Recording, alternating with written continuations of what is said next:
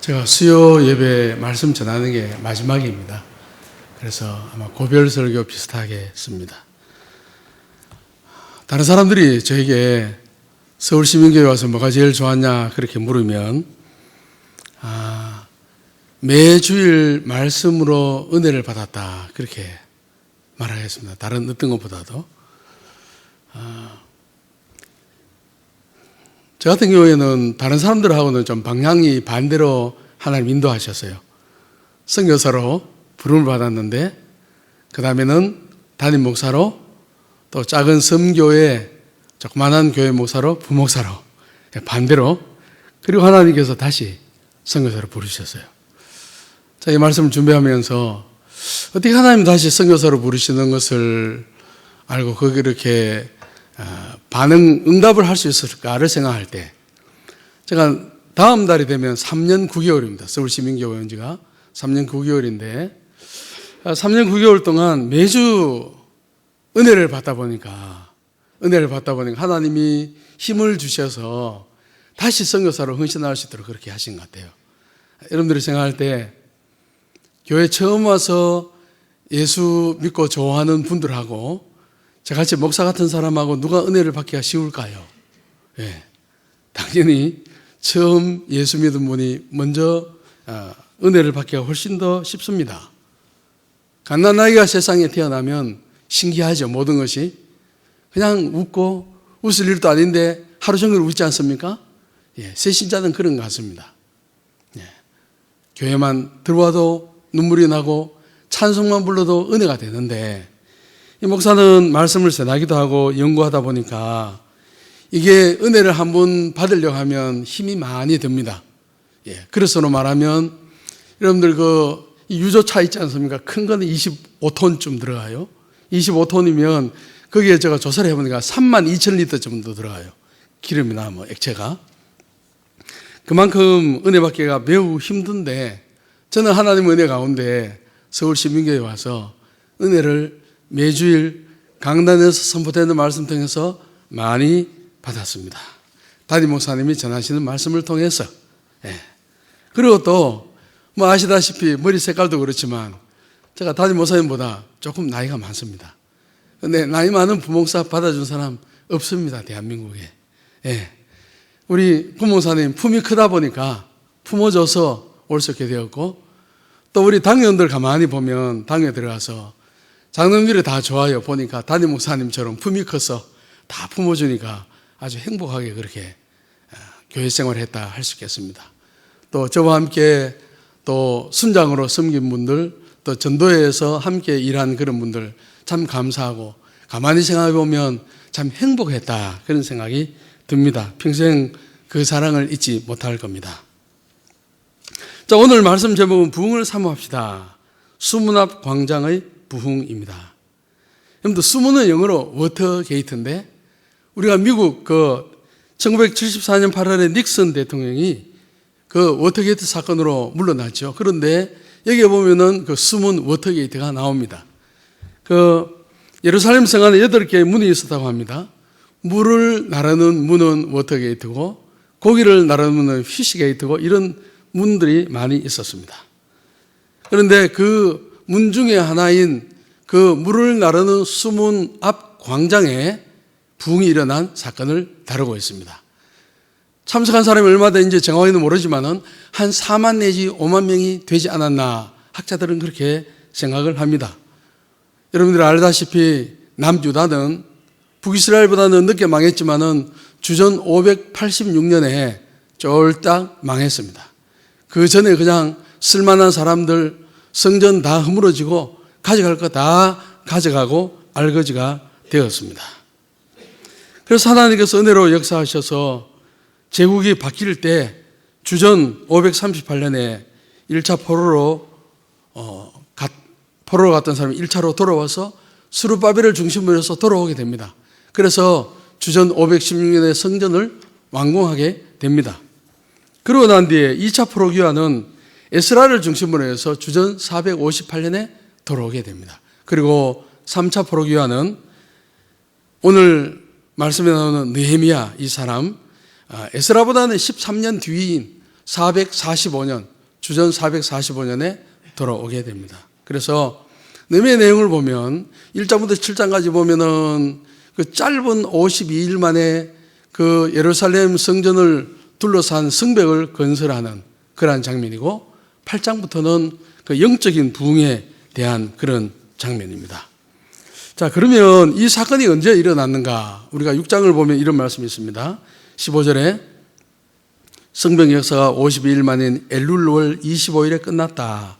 여기 엘룰월은 6째 달입니다.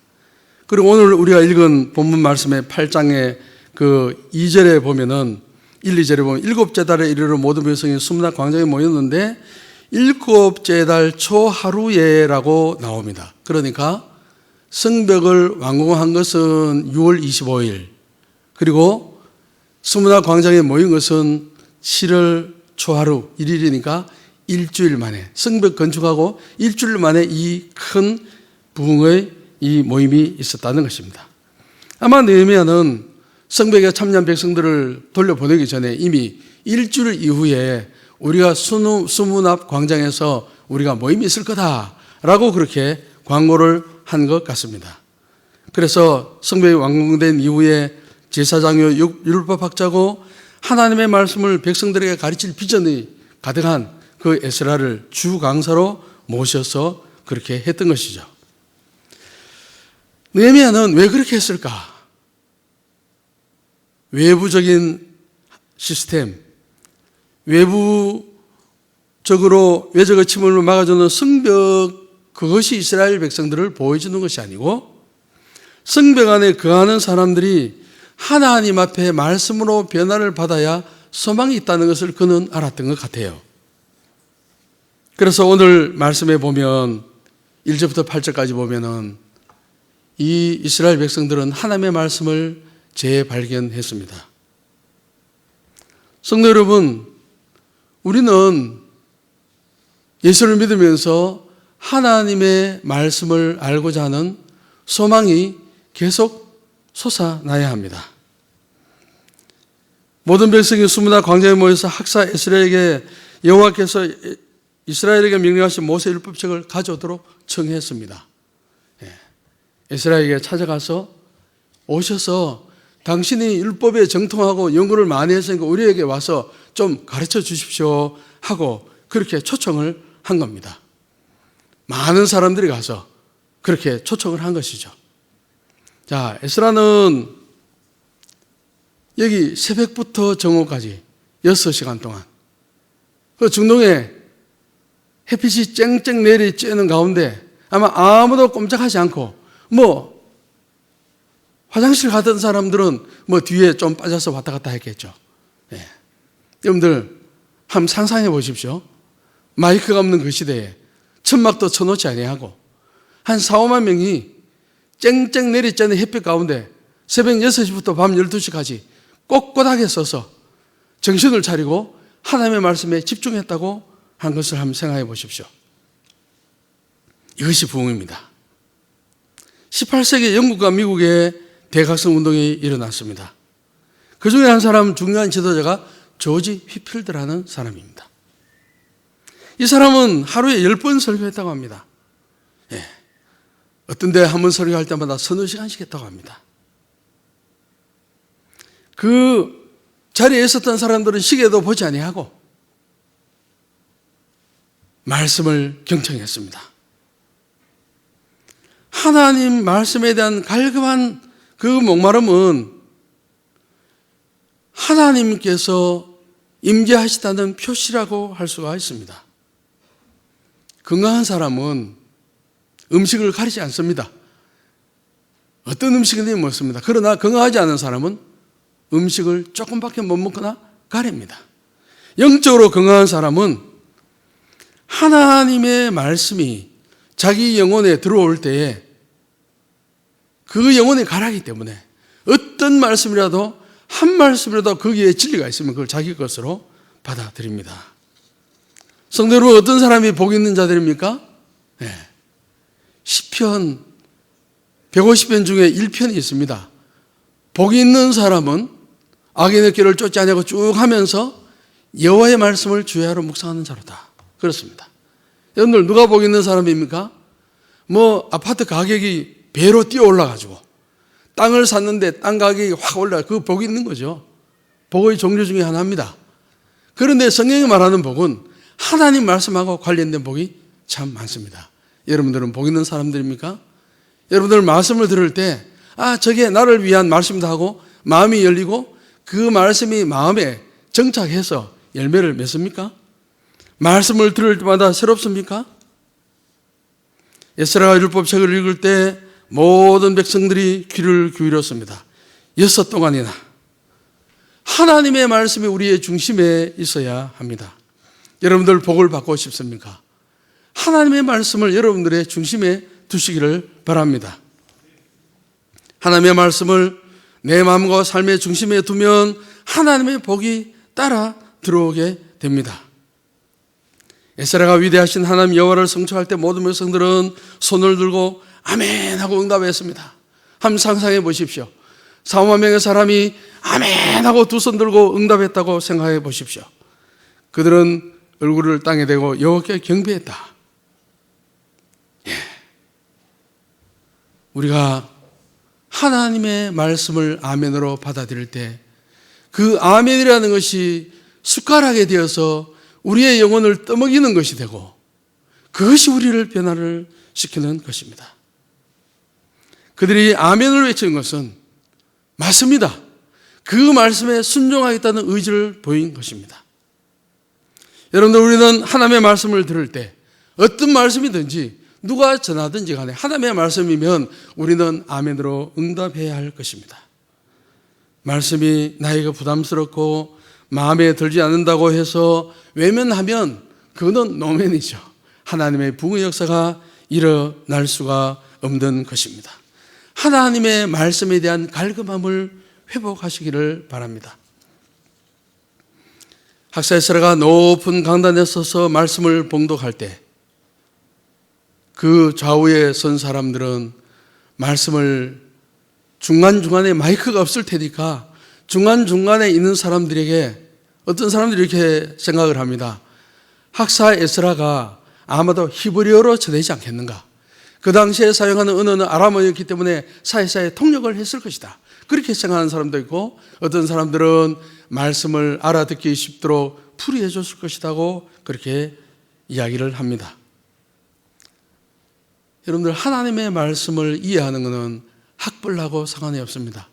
초등학교 나오지 않아도 하나님의 말씀은 성령의 감동으로 기록되었기 때문에 하나님이 그 사람을 성령으로 도와주시지 않으면 하나님의 말씀이 자기에게 들어오지가 않는 것입니다. 그때 하나님께서 강력하게 역사하셨습니다. 그래서 그들은 말씀을 듣고 울기도 하고 기뻐하기도 했습니다. 참된 부흥은 하나님의 말씀이 먼저 오는 것입니다. 그리고 그 말씀에 의해서 감성의 변화가 오게 되고 거기에 대해서 반응을 보이는 것입니다. 그래서 9절부터 12절 보면은 백성들이 하나님의 말씀에 바른 반응을 보입니다.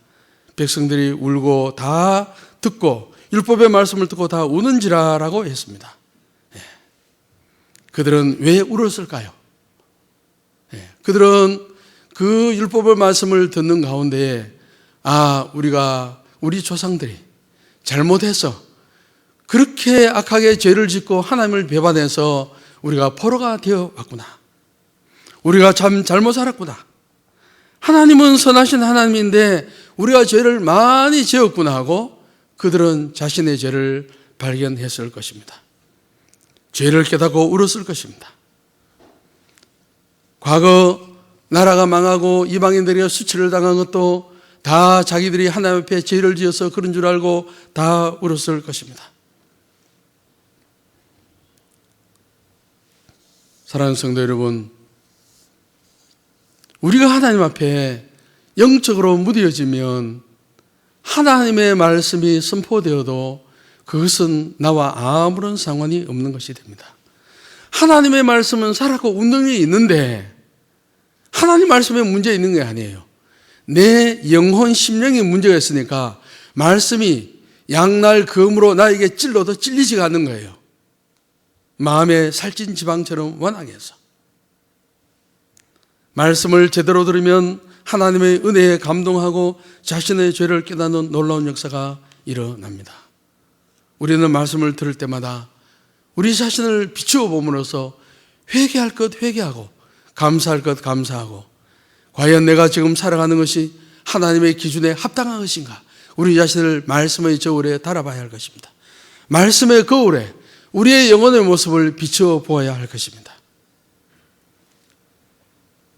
하나님의 말씀에 귀를 기울여서 참된 회개를 이루고 하나님의 말씀으로 새로운 힘을 날마다 받으시기를 바랍니다. 9절 10절에 보면은 느헤미야와 에스라와 지도자들이 백성들에게 말합니다. 오늘은 너희 하나님 여호와의 성일이니 슬퍼하지 말며 울지 말라. 좋은 음식을 먹도록 합니다. 이날은 우리 주의 성일이니 금심하지 말라. 여호와로 인하여 기뻐하는 것이 너희 힘이라. 그렇게 말하고 있습니다. 여호와로 인하여 기뻐하는 것은 무엇을 뜻할까요? 여호와 하나님 그분 자체가 기쁨의 힘이 되고 근원이라는 뜻입니다. 우리가 하나님 안에서만 진정으로 기쁨을 발견할 수 있다는 것입니다. 여러분들은 무엇의 기쁨을 발견합니까? 세상의 것의 기쁨을 발견합니까? 예, 그렇습니다. 기쁨을 발견할 수도 있습니다. 그러나 우리는 하나님 그 안에, 그분 한 분 안에서 우리는 기쁨을 발견해야 할 것입니다. 그들은 하나님 앞에 죄를 지어서 흩어졌습니다. 포로가 되었습니다. 그런데 하나님의 놀라운 은혜로 제국이 바뀌면서 포로에서 상당한 숫자가 본국으로 돌아와서 성전도 재건하고 또한 성벽도 재건하는 그런 역사를 일으켰습니다. 다 하나님의 은혜인 것을 그들이 발견하게 되었던 것입니다.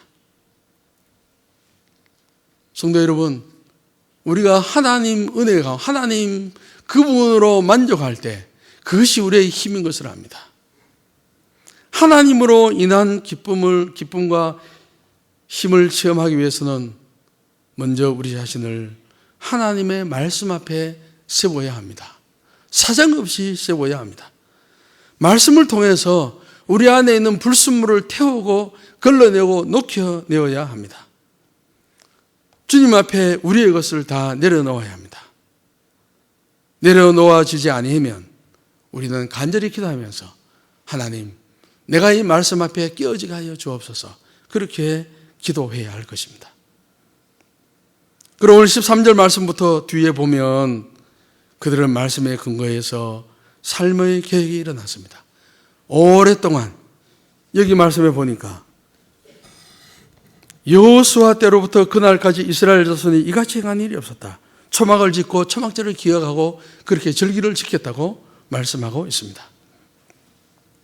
18세기 초반에 미국과 영국의 대각성 운동이 일어나기 전에 그 도덕성은 아주 땅에 떨어졌습니다. 성적으로 타락해서 가장 많이 걸린 병이 성병이었습니다. 집집마다 술 고래들이 다 있었습니다. 하나님께서 요한 웨슬레, 조지 휘필드나 조나단 에드워즈나 길버트 테넌트나 이러한 사람들을 일으키셔서 말씀을 전하도록 하셨습니다.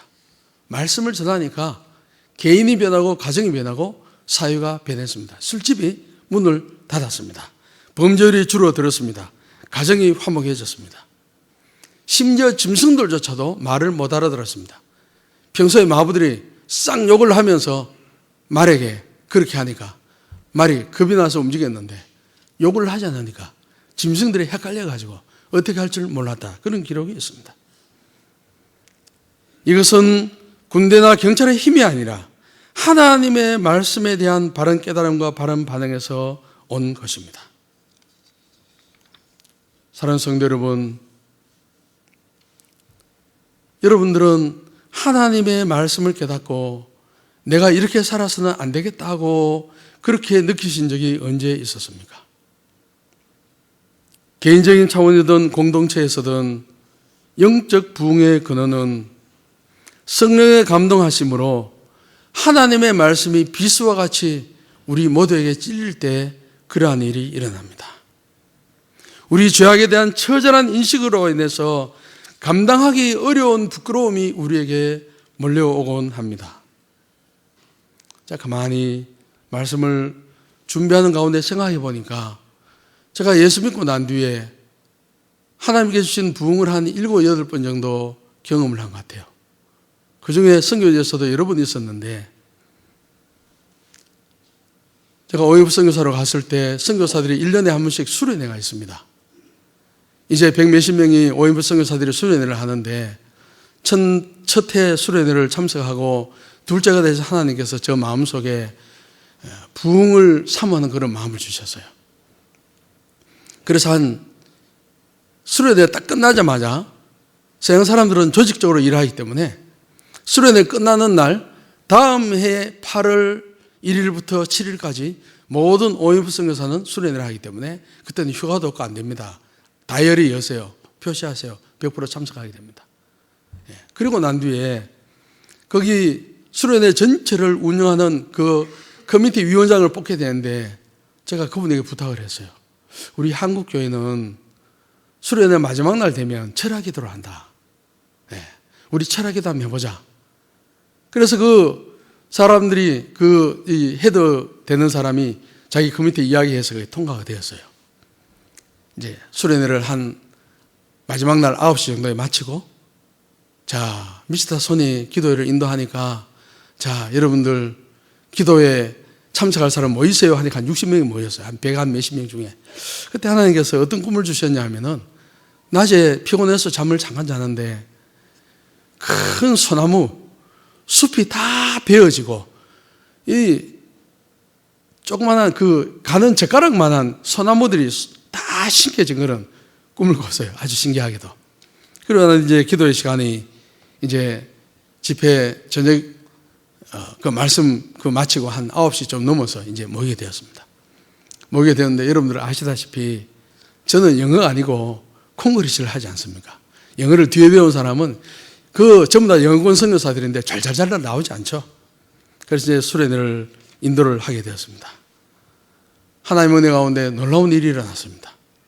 성령께서 우리를 방문하신 겁니다. 하늘이 땅에 임한 거죠.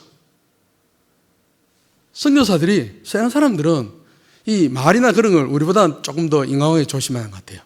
그래서 한 선교사가 한 사람에게 다가가서 많은 사람 앞에서 내가 당신 몇 월 며칠 날 당신이 무슨 말을 한 것 때문에 내가 당신 원수로 삼는다. 너무 미안하다. 둘이서 울고 끌어안는 겁니다. 모든 사람이 죄를 공개적으로 고백하는 겁니다. 고백하는 겁니다. 그 기도회가 아침 6시까지. 하나님의 성령께서 임하시니까 제가 영어가 모국어가 아니지 않습니까? 그런데 하나님이 언어를 관통하게 하시더라고요. 그때는 영어가 자유롭게 나와요. 막히지 않게. 성령께서 역사하시니까. 한 사람이 자기의 죄를 고백합니다. 그러면은 모든 사람이 다 같이 우는 거예요. 영국에서 그 선교학 공부한다고 하는데 하나님 부흥에 대한 그걸 주셔서 이제 기도회를 가지게 되었는데 학생들이 저도 학생이니까 하나님이 저한테 압력을 넣는 거다. 너 먼저 올라가서 죄를 고백하라는 겁니다. 제가 죄를 고백 안 하려고. 제가 이제 그 학생들, 교사들 다인데 먼저 올라가서 총대를 맨 겁니다. 무슨 죄를 고백했냐 하면 그 사람들은 그 복사할 때 우리 1990년이니까 그 시대만 하더라도 보통 이렇게 복사를 하면은 뭐 사람이 있다든지 복사집에 하고 하는데 영국 사람들은 아무도 없고 복사기만 있고 종이 많이 있고 책으로 예를 들어서 10페이지 복사하면 뭐 1파운드 넣고 그런 식으로 혼자서 알아서 하도록. 저는 한국 사람이니까 그래 안 하고 어떤 데는 돈 안 넣고 그렇게 했어요. 그래 올라가서 내가 도둑놈이라고 내가 도둑질 했다고 고백을 했어요. 그런데 놀라운 일이 일어났습니다. 기도회 1시간 정도 하려고 하는데 그날 하루 종일 학생들이 쭉 서서 죄를 고백하는데 학생회장이 올라오는 거예요. 학생회장은 이 전체 중에 한 명이죠. 끔찍한 죄를 고백하는 겁니다. 주말이 되면은 자기가 런던에 포르노 파는 그런 곳에 가서 책을 구해서 훔쳐서 보고 그렇게 하면서 죄를 지었다는 거예요. 평소 같으면 저 나쁜 놈 할 텐데 모든 사람이 다 같이 우는 거예요. 그래서 서양 사람들은 잘 울지 않습니다. 남편이 죽어도 검은 옷을 입고 나이스한 옷 입고 깨작깨작 눈물 한두 바퀴 올리고 그러고 연애하지 않습니까? 영화에 보면. 그런데 이 사람 다 울더라고. 한 번은 고신 선교사 대회 이후에 선교사들끼리 따로 3박 4일로 주강사를 모셔서 그런 모임이 있습니다. 일반 교인들하고 선교대회 끝나고 난 뒤에.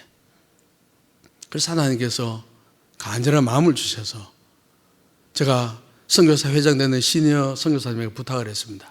하나님께서 그런 마음을 주시는데 기도회를 좀 인도하게 해달라고. 기도회를 인도했습니다. 인도하는데 하나님의 성령께서 임하셨습니다. 아침 6시, 7시까지 수십 명이 끝까지 앉아서 하나님 앞에 게으른 것, 선교에서 충성하지 못한 것 울며 불며 회개하면서 새롭게 되었습니다. 신학교 사역을 할 때 그 데이 오브 프레이에서 기도의 날이 있어요. 교수 학생들이 다 기도만 한 날인데 보통은 1시간 이 사람, 1시간 선교사, 1시간 태국 교수 이런 식으로 합니다. 그래서 한 번은 하나님께서 부담을 주셔서 교수회 때 이야기했습니다. 제가 하루 종일 말씀 다 전해갔다고. 네. 그래서 기도하면서 말씀을 준비를 했습니다. 그때 하나님께서 역사하셔서 보통 한 8시 되면 끝나야 되는데 새벽 2시까지 학생들이 죄를 고백하는 겁니다. 살인죄, 간음죄, 도둑질한 죄, 온갖 죄가 다 쏟아져 나오는 겁니다. 여러분들, 하나님의 말씀의 능력이 하나님이 직접 나타나서 우리에게 말씀하시는 것 같아요. 죄를 고백할 때 아무도 두렵잖아요. 하나님 외에 보이는 게 없어요. 저 사람이 나를 어떻게 할까? 인간을 의식하지 않습니다. 성령께서 임하시면 하나님 앞에 단독자로 서게 되는 것입니다. 여러분들 1907년 평양 대북운동이 일어났는데 1월 2일부터 1907년 1월 2일부터 1월 15일까지 모임을 했어요. 네, 남자 그 사경에 모임을 했는데 그 평양 대북운동의 그 제일 큰 그 기폭제가 1월 14일 날 일어났습니다. 그때도 성령께서 임하시니까 사람들이 죄를 고백하기 시작했습니다. 성령사가 말씀을 전하니까 그 가운데 이제 교도회가 많이 진행 한 1,500명이 모였습니다. 1,500명이 모였는데 자 피곤해서 돌아갈 사람 다 돌아가세요 하니까 500~600명이 모였어요. 500~600명이 아침 10시까지 죄 고백하고 회개하고 하는 것이 끝이지 않았습니다. 그리고 어떤 일이 일어났냐? 하늘의 기쁨이 임했습니다. 네. 모든 부흥에는 하나님의 말씀이 먼저고 그 말씀이 들려질 때 평소에는 죄로 인식되지 않고 하는 그런 것들이 정말로 살아계신 하나님의 음성으로 다가와서 그 장소에 있는 사람들이 한 명도 빠짐없이 전부 다 거꾸로집니다. 한 사람이 죄를 고백하면 저 인간 나쁘구나 하지 않습니다. 자기의 죄로 생각하면서 전부 다 통곡을 하게 됩니다. 그런데 시간이 주어져서 하나님을 찬양하는데 같은 찬송을 10번, 20번 합니다. 그런데 하늘의 기쁨이 임합니다. 덩실덩실 춤을 춥니다. 그런데 근본적으로 바뀌는 거예요. 근본적으로. 그런데 우리가 노예 무슨 대회, 총회 무슨 대회 하면 돈을 주고 사람들 실어와서 하고 난 끝나고 난 아무것도 바뀌지 않습니다. 그게 바로 인간이 계획하는 모임입니다. 하나님의 성령에서 임하시면 그렇죠. 오늘도 마찬가지입니다.